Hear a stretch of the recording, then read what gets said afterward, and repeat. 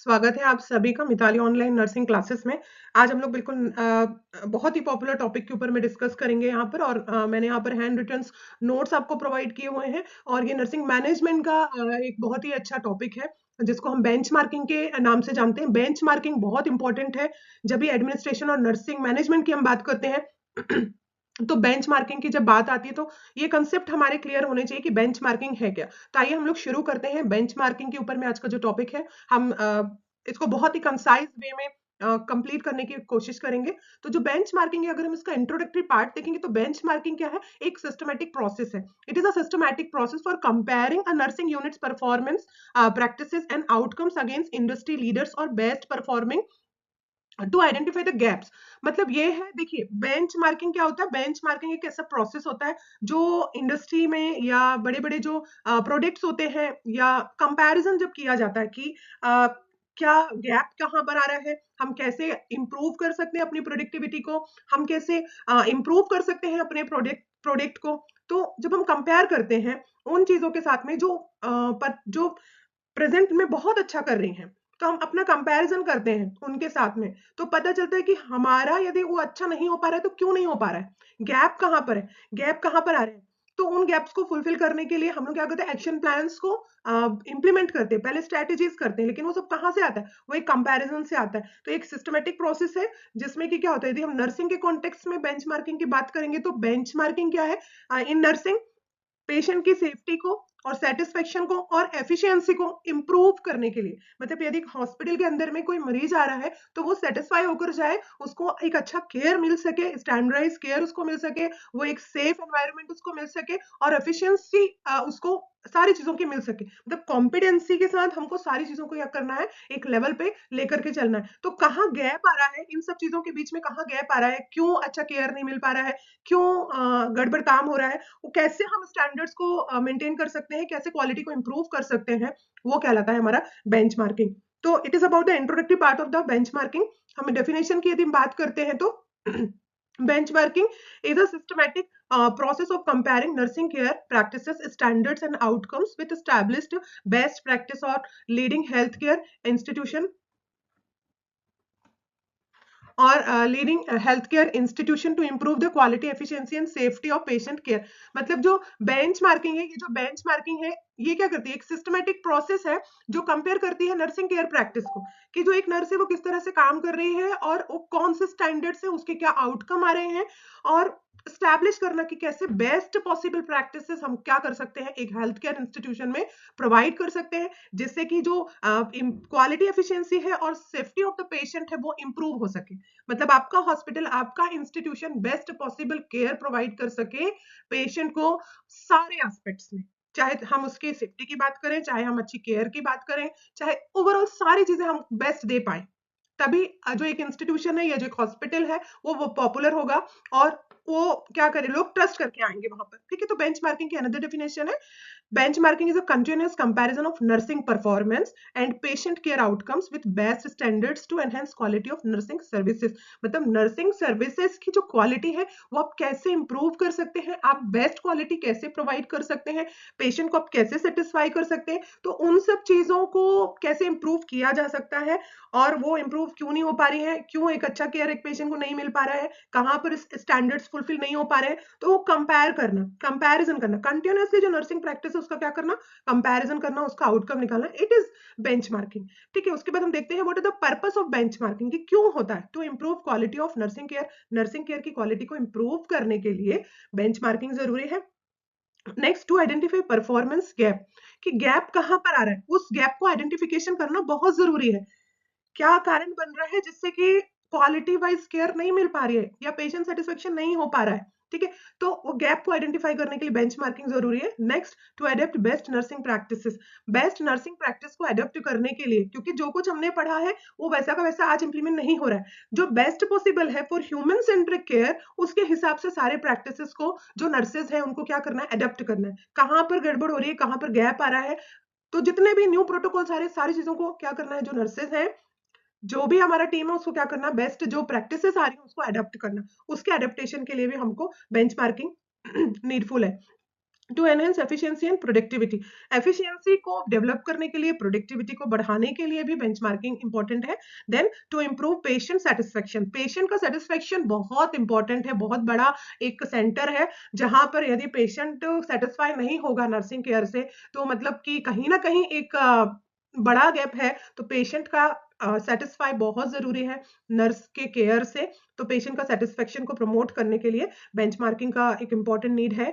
Then next purpose of benchmarking is to support continuous quality improvement, continuously quality improvement. ऐसा नहीं है कि एक बार मिल गया या एक या 10 पेशेंट को मिल गया अच्छा केयर, बाकी जो है उनको नहीं मिलेगा। तो कंटिन्यूअसली यदि आप एक बार एक अच्छा स्टैंडर्ड आपने बना लिया है, तो आपको वो स्टैंडर्ड हमेशा क्या करना है, उसको फॉलो करना है, जिससे कि जो क्वालिटी है उसके साथ किसी तरह का कोई कॉम्प्रोमाइज ना हो। तो these are the purpose of benchmarking.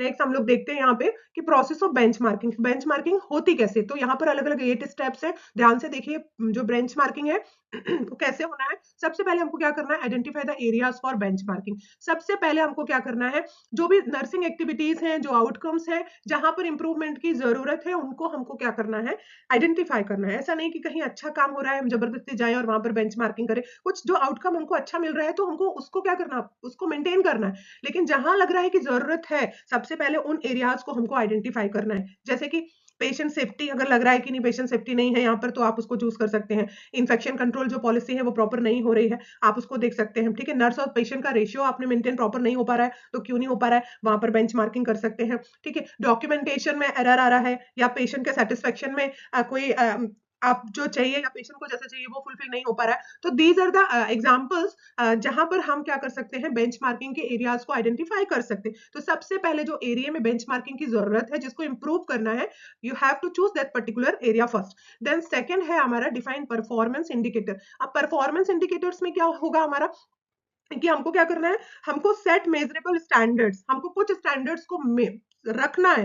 जैसे कि बायोमेडिकल वेस्ट मैनेजमेंट के लिए जो स्टैंडर्ड्स हैं, जो प्रोटोकॉल्स हैं, हम वो फॉलो करेंगे। ठीक है, वो वैसे का वैसे ही फॉलो होना है। ठीक है, उसके बाद है मेडिकेशन का अगर आपका एरर हो रहा है तो वो क्यों हो रहा है, उसके लिए हमको पूरा स्टैंडर्ड्स आपका प्रोटोकॉल डेवलप करके रखना है। ठीक है, प्रेशर सोर का अगर इंसिडेंस आ रहा है तो वो क्यों आ रहा है। ठीक है, तो प्रेशर, यदि बेड रिटन पेशेंट है आपके पास, आपके हॉस्पिटल में, आपके यूनिट में ऐसे मरीज हैं जो लंबे समय तक बिस्तर पर रह रहे हैं, ठीक है, वो एक्टिव नहीं है, तो उनको हमको कैसे, उनके लिए हमको स्टैंडर्ड्स हमको जो दिए हुए हैं उनको हमको मेंटेन करने, कि कितने कितने हमको आवर में उनको क्या करना है, टर्न करना है, उनका बेड हमको कैसे रखना है, क्या चीजें बेड में नहीं होनी चाहिए। ठीक है, तो दीज आर द स्टैंडर्ड्स, उसके लिए हमको क्या करना है, परफॉर्मेंस इंडिकेटर को डेवलप करना है। ठीक है, नेक्स्ट हमारा जो थर्ड प्रोसेस हो जाता है बेंचमार्किंग का, कैसे हम करेंगे, identify benchmark partners. Benchmark partners कौन होते हैं, अब बेंचमार्क पार्टनर्स वो पार्टनर्स होते हैं, जैसे कि हम जैसे मैं एक वार्ड की इंचार्ज हूँ, ठीक है, आप दूसरे वार्ड के इंचार्ज हैं, आपके वार्ड में सब अच्छा हो रहा है, मेरे वार्ड में कुछ गड़बड़ियां हो रही हैं जहां पर की बेंचमार्किंग की नीड है। ठीक है, तो मेरे लिए जो आप है वो क्या हो जाएंगे, मेरे लिए आप बेंचमार्क पार्टनर हो जाएंगे। ठीक है, एक ही हॉस्पिटल के अगर अलग अलग यूनिट्स हैं, एक यूनिट गड़बड़ काम कर रही है लेकिन बाकी यूनिट्स अच्छा काम कर रही है, या बाकी यूनिट गड़बड़ कर रही है, एक यूनिट अच्छा काम कर रही है, तो वो जो अच्छा कर रही है वो आपके लिए क्या हो जाएगा, बेंच मार्कर हो जाएगा। तो आपको क्या करना है, आपको आइडेंटिफाई करना है बेंच मार्कर्स। वो आपके हॉस्पिटल के अंदर यूनिट्स भी हो सकती हैं, या आपके हॉस्पिटल के अलावा कोई बड़े हॉस्पिटल्स या कोई अच्छे हॉस्पिटल्स जो सारी क्वालिटी को मेंटेन कर रहे हैं, पेशेंट सेटिस्फेक्शन भी दे रहे हैं, क्वालिटी केयर भी दे रहे हैं, एफिशिएंसीज भी दे रहे हैं, क्वालिटी को मेंटेन भी कर रहे हैं। तो वो कैसे कर रहे हैं, क्या गैप हम हमारे बीच में आ गया कि हम क्यों नहीं कर पा रहे हैं, तो हमको क्या करना है, बेंच मार्क जो है पार्टनर्स, उनको हमको आइडेंटिफाई करना है। नेक्स्ट है डेटा कलेक्शन। अब डेटा को कलेक्ट करना, इंटरनली डेटा कलेक्ट करना, कि यदि इस यूनिट में यदि यहाँ पर गड़बड़ी हो रही है और इस एरिया में हो रही है तो क्यों हो रही है। इंटरनल जो डेटा है उसको क्या करना है, आपको कलेक्ट करना है। नर्सिंग परफॉर्मेंस को आपको ध्यान से देखना है कि कहाँ चूक हो रही है। फिर जो डेटा आप कलेक्ट करोगे, फिफ्थ में आएगा आपका एनालाइज एंड कंपेयर डेटा। उस डेटा को आपको क्या करना है, एनालाइज करना है। उसके बाद जो अच्छा, जो आप बेंचमार्क आपने जिसको किया है, आपको उसके साथ उसको कंपेयर करना है कि वो कैसे कर रहे हैं, ठीक है, और हम कैसे कर रहे हैं। Then next is develop action plan. अब आपको क्या करना है, आपको डेवलप करना एक्शन प्लान। जो गैप आया है उस गैप को फुलफिल करने के लिए, अब वो ब्रिज को क्या करने के लिए, फिल करने के लिए, एक ब्रिज बनाने के लिए आपके गैप में और उनके काम में, उनके इंप्रूवमेंट में जो गैप आ रहा है, उस गैप को क्या करना है, आपको कवर करना है। तो उसके लिए हमको क्या करना पड़ेगा, एक्शन प्लान या स्ट्रैटेजीज यहाँ पे डेवलप करनी पड़ेंगी। नेक्स्ट जो हमारा आएगा, 7th नंबर का प्रोसेस है इंप्लीमेंट चेंजेस। अभी जो चेंजेस आप बना रहे हैं उनको क्या करना है, उनको सिर्फ बनाना नहीं है, प्लान नहीं करना है, उसको आपको इंप्लीमेंट भी करना है। ठीक है, उसको आपको इंप्लीमेंट भी करना है, उसको लागू भी करना है। उसके बाद आपका 8वां जो स्टेप है, मॉनिटर एंड इवैल्यूएट आउटकम्स। अब जो इंप्लीमेंट आपने किया था वो गैप को फुलफिल करने के लिए, भरने के लिए, जो भी स्ट्रेटेजीज आपने करी उसको आपने इंप्लीमेंट किया, अब वो जो इंप्लीमेंटेशन है उसको आपको क्या करना, इवैल्यूएट करना आउटकम्स के लिए, ठीक है, आपको उसको मेजर करना है जो भी इंप्रूवमेंट हुआ है आफ्टर इंप्लीमेंटेशन। तो these are the process of benchmarking की बेंचमार्किंग होता कैसा है। Then dimension of benchmarking, so there are typically 3 dimension जो कि बेंचमार्किंग के अंदर आते हैं, आपके क्वालिटी आएगा, टाइम आएगा और कॉस्ट आएगा। So these are the 3 and very important dimension for benchmarking, quality, time and cost. Then cycle आपको यहाँ पर दिख रही है कि जो बेंचमार्क है वो साइकिल, वो एक चरण है, वो एक चक्र है, वो चलता रहता है, ठीक है, वो चलता रहेगा। सबसे पहले क्या करना, कंपैरिजन टू कंपटीशन, ठीक है, उसके बाद आइडेंटिफाई गैप, आपने कंपेयर कर लिया, अब कंपटीशन किसके साथ है, आपने उसके साथ देख लिया कि भाई वो कैसे कर रहा है, वो आगे कैसे निकल गया, मैं क्यों नहीं निकल पा रहा हूँ, कहाँ गड़बड़ हो रही है। जब आपने देख लिया तो आपको अपना गैप समझ में आ रहा है कि हाँ मेरे अंदर ये कमी है या मैं ऐसे कर सकता हूँ।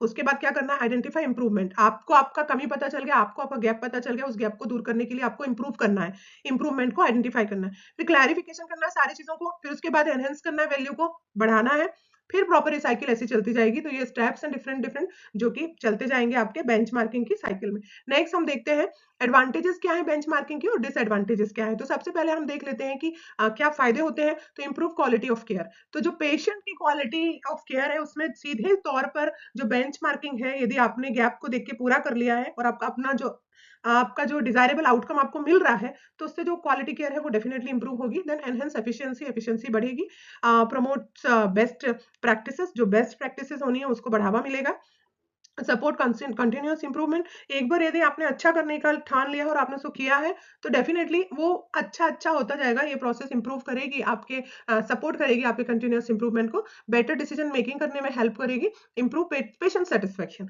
पेशेंट को अच्छा मिलेगा, केयर अच्छा मिलेगा, एफिशिएंसी होगी, आपकी प्रैक्टिस अच्छी होगी, तो पेशेंट का सेटिस्फेक्शन भी है ये भी क्या होगा, इंप्रूव होगा। एनकरेज अकाउंटेबिलिटी, ठीक है, आप जो काम आप कर रहे हैं, जो काम आपको जिस तरह से करना है उस काम को आपने उस तरह से किया है, तो ये क्या करेगा, आपकी अकाउंटेबिलिटी जो है उसको एनकरेज करेगा और ज्यादा उसको बढ़ाएगा। फिर उसके बाद हम देखते हैं कि डिसएडवांटेजेस क्या है। तो टाइम कंज्यूमिंग प्रोसेस है, डेफिनेटली ये टाइम कंज्यूमिंग प्रोसेस है, क्योंकि हमने 8 इसके अलग अलग क्या पढ़ लिए, हमने इसके 8 डिफरेंट डिफरेंट स्टेप्स पढ़े, ये करना है, वो करना है, वो करना। बेंच मार्किंग ऐसा नहीं कि हमने आइस ब्लिंक करे और हो गया, उसके लिए it will take lots of time, तो ये टाइम कंज्यूमिंग प्रोसेस है, हाई कॉस्ट, ठीक है, यूनिट में आप कर रहे हैं या आपके बेंचमार्क जो पार्टनर्स हैं वो अगर वहीं की वहीं है तो ठीक है, पर टाइम तो लेगा ही लेगा। लेकिन अगर आप कहीं बाहर जाकर के किसी और दूसरे हॉस्पिटल्स को देख रहे हैं तो ये हाई कॉस्ट की बात हो जाती है, कीमत ज्यादा लगेगी। रेजिस्टेंस टू चेंज, ठीक है, जरूरी नहीं है कि जो चेंजेस हम आज कर रहे हैं तो वो एकदम से ही हो जाए, रेजिस्ट हो सकता है, यहाँ पर थोड़ा आएगा, यहाँ पर चीजें होंगी। डेटा अवेलेबिलिटी इश्यूज, जरूरी नहीं है कि डेटा आपको इजीली सारी चीजों के सब जगह से अवेलेबल हो जाए। आपका जो कॉम्पिटिटर है या आप जिसको देखकर सीखना चाह रहे हैं, जरूरी नहीं है कि वो इजीली आपको सारे डेटा, जो इंटरनल डेटा जिसको आप कंपेयर करके गैप आप आइडेंटिफाई करेंगे, तो ये मिलना कभी कभी इश्यूज हो जाते हैं। ओवर कंपैरिजन, यहाँ पर क्या हो जाता है, जैसे अगर कोई एक ही हॉस्पिटल में एक नर्स अच्छा कर रही है, दूसरा, तो यहाँ पर हो जाता है ओवर कंपैरिजन की बात हो जाती है, ठीक है, कुछ ज्यादा ही यहाँ पर तुलनात्मक बातें हो जाती हैं। स्ट्रेस ऑन स्टाफ, तो एक स्ट्रेस, एक बर्डन वाला माहौल क्रिएट होता है कभी कभी बेंचमार्किंग का जो प्रोसेस है, क्योंकि कोई मतलब बीइंग अ नर्स सब गड़बड़ नहीं करते हैं जानबूझ करके, लेकिन कई बार अगर ऐसी प्रोसेस होती है तो ये एक स्ट्रेस डेवलप कर सकती है स्टाफ के अंदर में, उनको पॉजिटिव वे में इसको लेकर चलना है। मैं रिड्यूस क्रिएटिविटी तो जो क्रिएटिविटी की बात होती है, जब कंपैरिजन होता है और उसको दूर करने की बात होती है, तो कहीं ना कहीं ये जो क्रिएटिविटी है इसको क्या करता है बेंचमार्किंग, इसको कम कर सकता है। तो these are the disadvantages of benchmarking.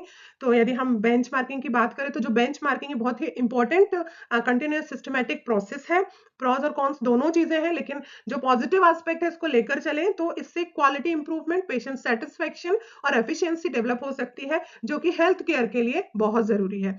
तो कनेक्ट रहें चैनल के साथ में, और भी यदि आपको कोई टॉपिक्स पे आपको डाउट है, आप चाहते हैं, तो प्लीज आप कमेंट करें, और हमारे चैनल को आप लाइक करें, शेयर करें और सब्सक्राइब करें। Thank you.